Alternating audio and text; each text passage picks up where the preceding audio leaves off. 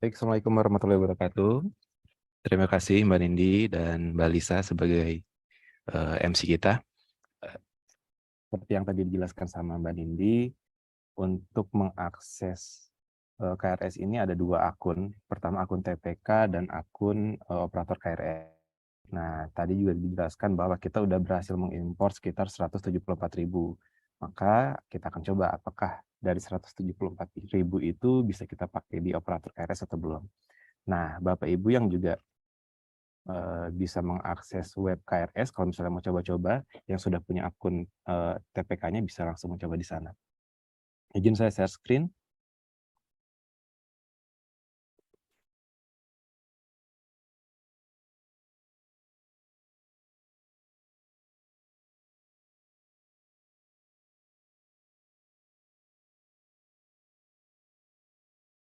Oke, nanti kurang lebih tampilannya untuk di HP itu seperti ini, Bapak Ibu.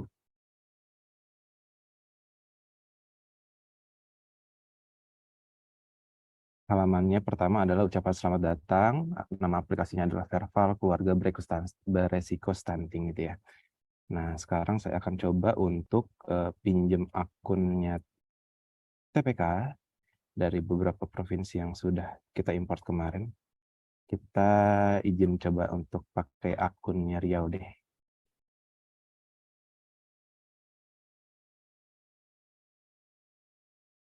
Riau operator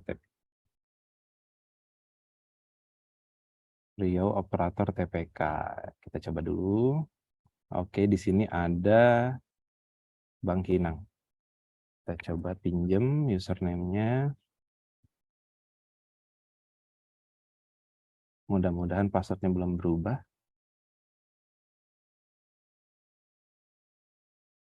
Oke. Tampilan jika Bapak Ibu berhasil login adalah seperti ini. Di paling atas adalah judul aplikasi, Siga Verval. Yang paling sebelah kanan ini adalah tombol exit. Ini kenapa kita buat jauh, biar Bapak Ibu nggak sengaja keluar atau close gitu ya ketika lagi sedang mendata gitu ya. Lalu di bawahnya ini ada username Bapak Ibu yang dipakai masuk dengan berikut nama akunnya yaitu TPK Bangkinang, wilayahnya gitu ya. Di sini juga ada load data, kapan ini refresh atau sinkron dengan server. Di sebelahnya ada periode pengisian, di mana periode ini akan otomatis current month gitu ya, bulan berjalan. Artinya kalau misalnya ini nanti diakses di bulan September, dia akan otomatis munculnya bulan September. Ini juga bisa diklik kalau misalnya memang bisa dipilih juga, tapi harusnya sih sudah sesuai dengan bulan berjalan yang ada di Bapak Ibu gitu ya. Nah, keluarga sasarannya ada 1.400. Oh, jadi kayaknya kita coba ganti akun aja, jangan yang terlalu besar.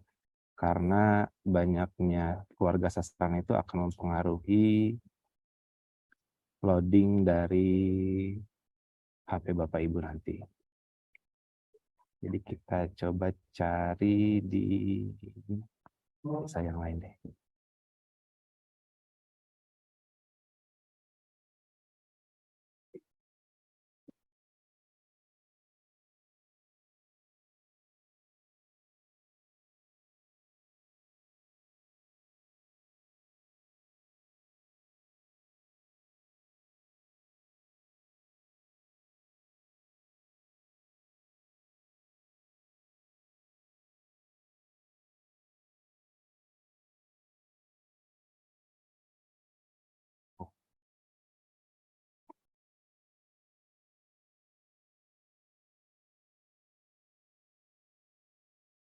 Bentar.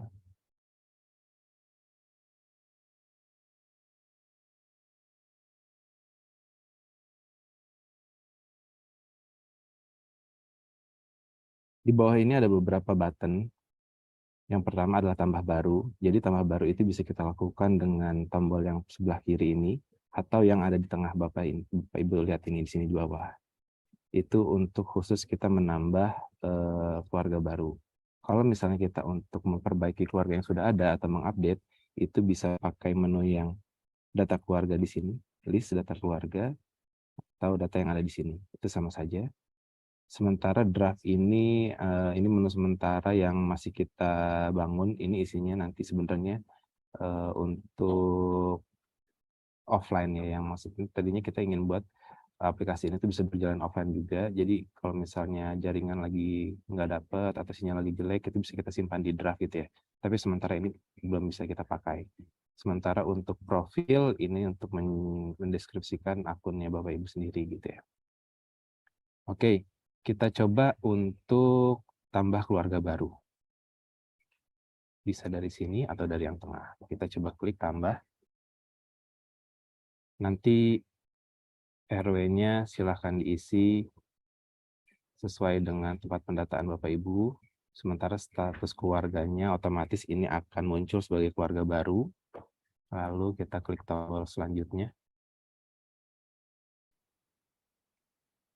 Ini bisa kita isikan nama mulai dari kepala keluarga yang utamanya ya Bapak Ibu ya. Jadi saat pengisian pertama kali itu diupayakan untuk mengisi nama kepala keluarga. Misal kita contohkan Bapak Anggar Halim. Nick-nya kita isi 16 digit. Dan untuk pertama kali statusnya biasanya otomatis terpilih kepala keluarga. Jenis kelaminnya kita pilih laki-laki, di mana kode ibu kandung ini ketika kepala keluarga itu otomatis tidak aktif. Lalu tanggal lahirnya kita bisa pilih sesuai dengan hasil wawancara Bapak Ibu. Kita anggap ini kita isi acak aja, usianya 40. Ketika kita klik selanjutnya, otomatis nama anggota keluarga yang kita input ini otomatis tersimpan. Jadi kalau misalnya kita klik selanjutnya, dia akan menanyakan apakah kita akan menambahkan data individu yang baru, misalnya data istri atau anak. Jika tidak, maka dia akan langsung masuk ke menu penampilan. Nah, karena ini pertama kali kita anggap punya anggota keluarga yang lain, yaitu misal istri gitu ya. Maka kita pilih iya.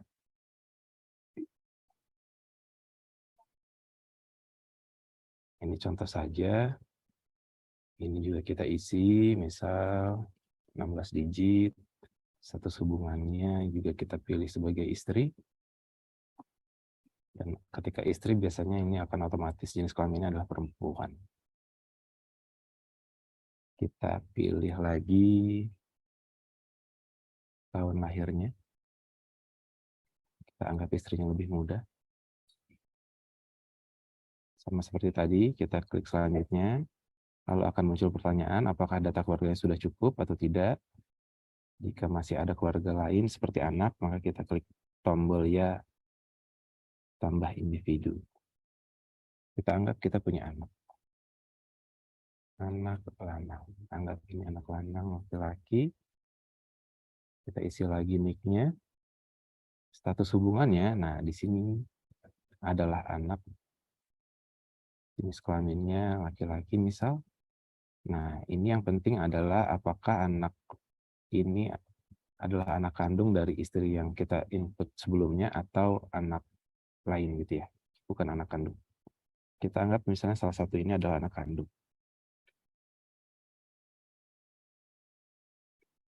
Anak kandung kita anggap dia baru berusia 2 tahun. Lalu kita klik selanjutnya. Kita tambah lagi aja. Kita anggap dia punya anak 2 ya gitu ya. Yang ini anak.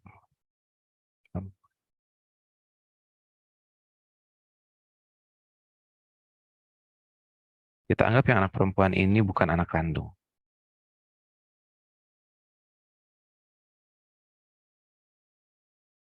Jika bukan anak kandung, maka akan kita pilih yang statusnya 00 atau lainnya. Tanggal lahirnya,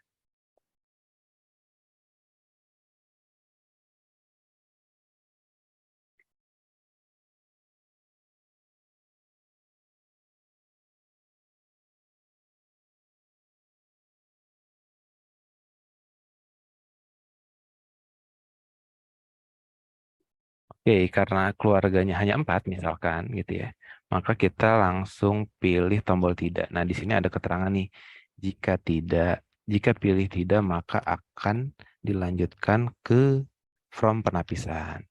Kita anggap ini keluarganya hanya 4 anggota keluarga gitu ya, maka kita pilih tidak. Nah, maka nanti dari isian yang tadi akan otomatis validasinya itu akan mengisi. Kalau misalnya usianya itu tidak ada yang 0 sampai 23 bulan, maka otomatis di sininya ya gitu ya. Terbalik. Karena tadi ada anak yang masih di bawah 23 bulan, maka dia terpilih ya. Begitu juga karena dia ada balita di bawah 5 tahun, maka dia akan terpilih ya. Status pasangannya karena tadi kita membuatnya di tanggal atau tahun yang masih muda untuk suami dan istrinya, maka dia termasuk otomatis di pilihan ya status plusnya. Lalu kita klik selanjutnya. Nah, ini akan ada pertanyaan ya atau tidak untuk status hamil. Apakah ibunya saat ini sedang hamil atau tidak. Nah, ini silahkan diisi sesuai dengan hasil wawancara Bapak Ibu. Jika dipilih ya, maka pus hamilnya akan otomatis terisi di bawahnya yang pertanyaan nomor 5 ini. Jika diisi tidak, maka pus hamilnya otomatis juga terisi tidak.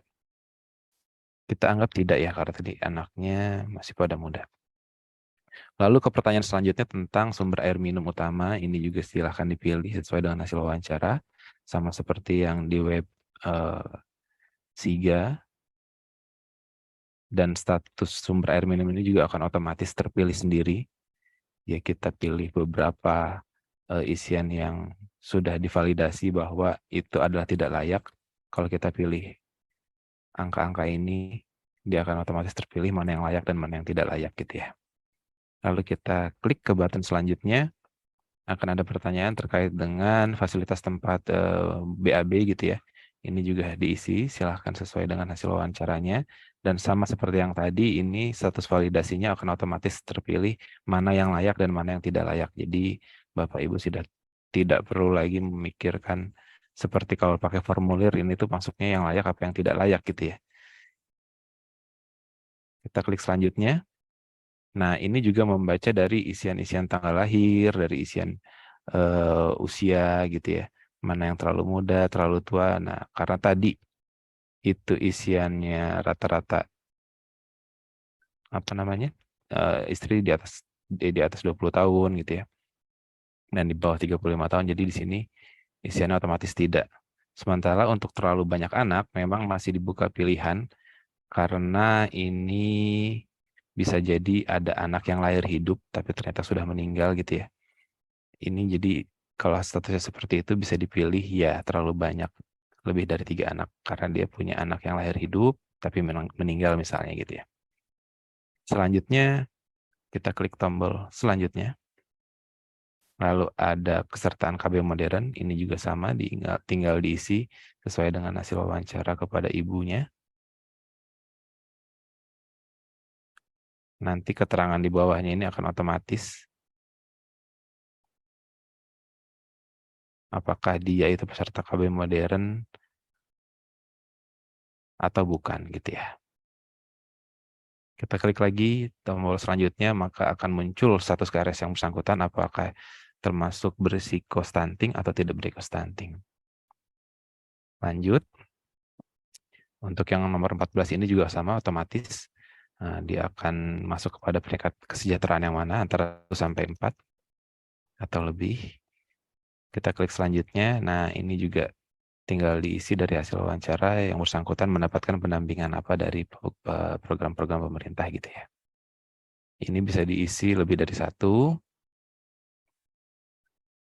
Nah, yang penting di sini adalah ketika terakhir kita mengisi itu akan muncul pertanyaan terkait dengan lokasi pengisian atau yang ada di handphone Bapak Ibu. Nah, ini perlu di-approve. Jadi, tinggal dipilih yang while using the app atau only this time. Jangan sampai di-download, karena kalau misalnya di-download nanti ini nggak bisa disimpan. Misalnya kita pilih yang while using this app, biar untuk pendataan selanjutnya tidak perlu menanyakan lagi. Setelah itu kita klik refresh. Karena jika tidak di-refresh, nanti long lat-nya ini akan kosong dan tidak bisa disimpan. Dari hasil yang Bapak Ibu isikan tadi, kita bisa klik di kolom KRS-nya ini. Ini adalah semacam summary dari semua isian yang Bapak Ibu isikan tadi. Terkait dengan yang 4T, kesertaan KB, dan seterusnya. Kalau misalnya kita klik wilayah, ini adalah penjelasan dari akunnya Bapak Ibu, ada di provinsi mana dan kelurahan apa, dengan status keluarga baru yang tadi baru kita input. Dan kalau kita klik yang button keluarga, ini akan terisi nama seluruh keluarga 4 orang yang tadi sudah kita isi. Jika sudah, kita tinggal klik simpan. Dan nanti akan ada pertanyaan yang meyakinkan apakah Anda yakin akan melakukan simpan data. Kita pilih ya, maka data akan berhasil disimpan. Jika sudah, kita lihat dari load data tadi, itu akan menambahkan status baru yaitu Vervalia dengan nilai 1. Itu artinya ada satu keluarga yang sudah diverifikasi. Sementara jumlah keluarga sasarannya akan otomatis jadi bertambah. Yang asalnya 1648 menjadi 1649 karena ada satu keluarga yang ditambahkan baru gitu ya. Sekarang kita coba lihat dari data keluarganya seperti apa. Ini karena keluarganya lumayan banyak, jadi loadingnya agak lumayan ya. Nah, perbedaannya dari yang ada button checklistnya ini adalah keluarga yang sudah di data vervalnya. Sementara yang masih kosong, yang tidak ada button checklist atau tanda checklistnya ini adalah keluarga yang belum gitu ya. Jadi kalau misalnya kita filter, misalnya ini kita filter Vervalia gitu, maka akan muncul yang data-data keluarga yang sudah diverifikasi. Sementara kalau misalnya kita filternya tidak, nanti akan muncul data-data yang memang belum diverifikasi gitu ya. Nah, sekarang kita coba untuk mengupdate keluarga yang yang kita ambil dari data rekap keluarga gitu ya. Misalnya ini kita ambil yang paling atas aja deh. Oh ya, dan ini juga ada tombol cari gitu ya. Jadi kalau misalnya Bapak Ibu yang memang sudah kenal dan didatangi, tinggal diketikkan saja di sini misal namanya Harvizon gitu ya.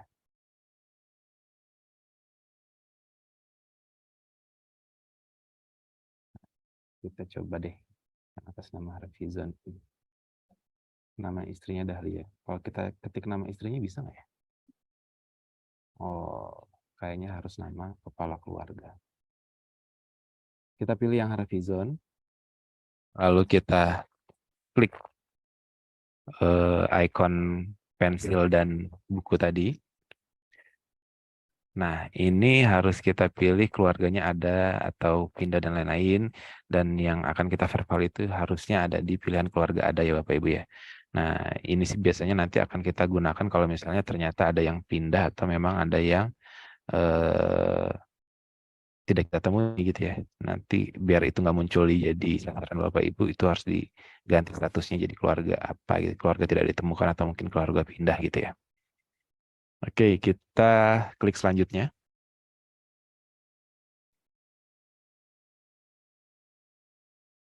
Kita klik selanjutnya. Ini ada tombol hapus di sini di atas. Jadi kalau misalnya tombol hapus ini kita gunakan kalau memang misalnya gitu ya, kepala keluarganya ini meninggal, maka kita bisa langsung hapus di sini.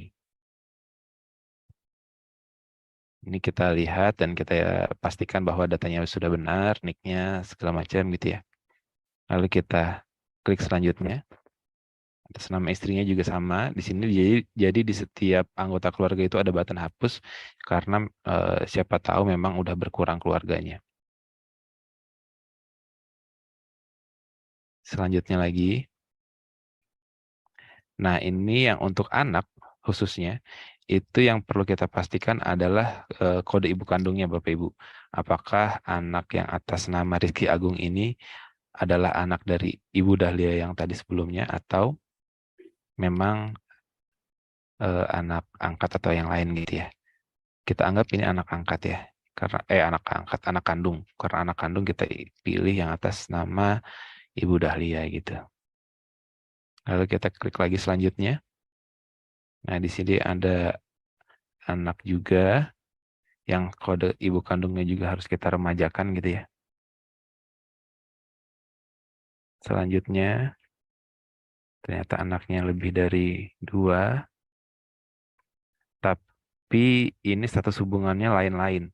Ini bukan anak nih. Nah, nanti tinggal dipastikan apakah yang bersangkutan ini statusnya adalah anak atau lain-lain. Jika tidak atau memang lain-lain, bisa ke tombol selanjutnya gitu ya.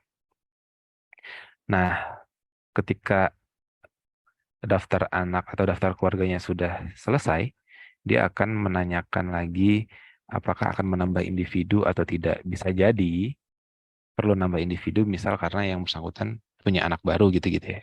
Atau tidak. Jika tidak, maka kita bisa langsung pilih tidak dan akan langsung masuk ke pertanyaan-pertanyaan tentang penapisan. Kita anggap saja dia punya anak baru gitu ya. Misalnya baby A, karena dia baru lahir jadi belum punya nik, maka bisa kita isikan 999 16 kali, di mana status hubungannya adalah anak.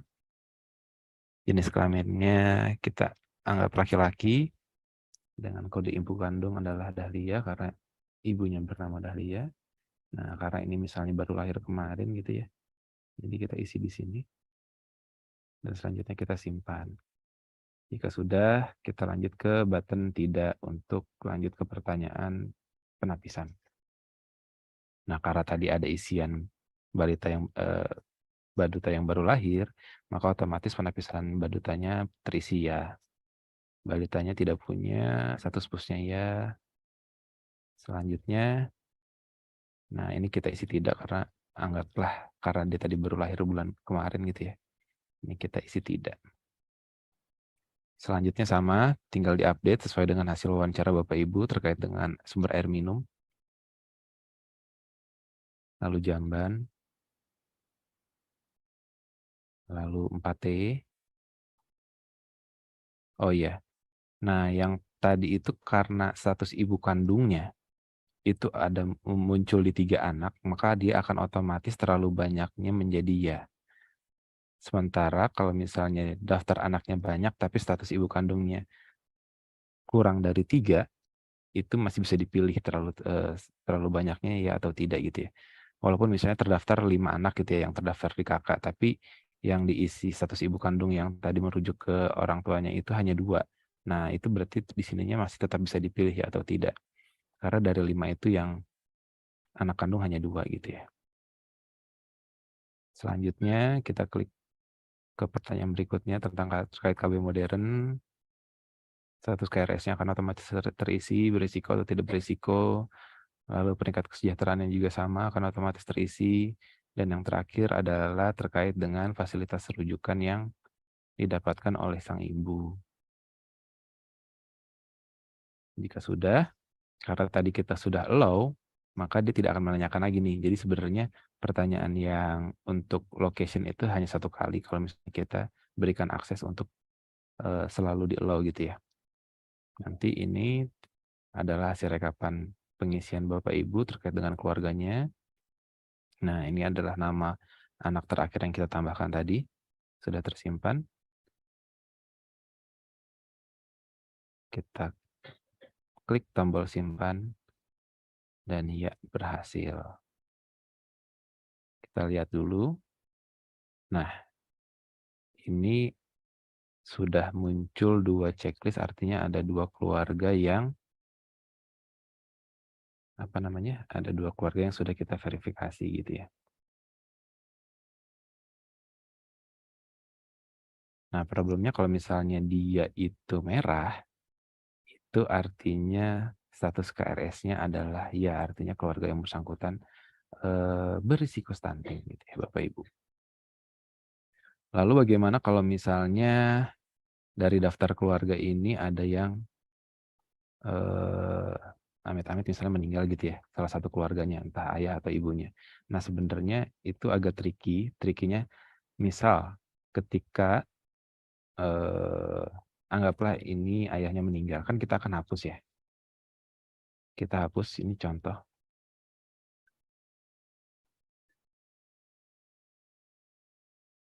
Contoh, kita akan hapus suaminya. Dan si ibu kandung ini, atau ibu lagi, dan si istri ini harus kita ubah status hubungannya menjadi kepala keluarga. Karena kalau misalnya di satu keluarga itu nggak ada yang bukan ada, eee, tidak ada status kepala keluarga, itu nggak bisa disimpan. Jadi ini harus dirubah si istrinya menjadi kepala keluarga, baru bisa kita lanjutkan ke, tahapan yang lain. Ini nanti kita pilih juga ibu kandungnya, nanti ini kodenya menjadi 1 karena dia kepala keluarga sekaligus ibu kandung gitu ya. Ini juga sama, anggap ini anak kandungnya.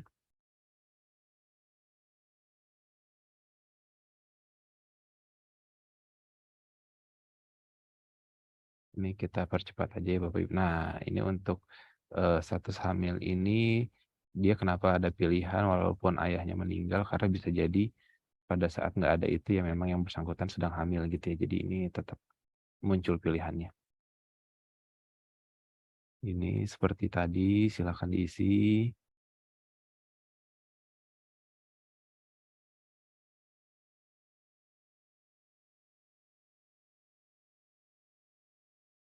Oke, yang ini harus diisi, tidak boleh ada yang kosong. Jika ada yang kosong, tidak bisa diklik simpan atau diklik selanjutnya. Jadi kalau misalnya memang tidak ada, harus diisi tidak ada. Ini adalah hasil isian keluarga tadi, di mana suaminya Harvison itu sudah dihapus, sementara nama istrinya Donna Hanifa ini sebagai kepala keluarga, status hubungannya sudah berubah. Ini tinggal di-refresh, biar muncul long latnya, dan ini kita simpan.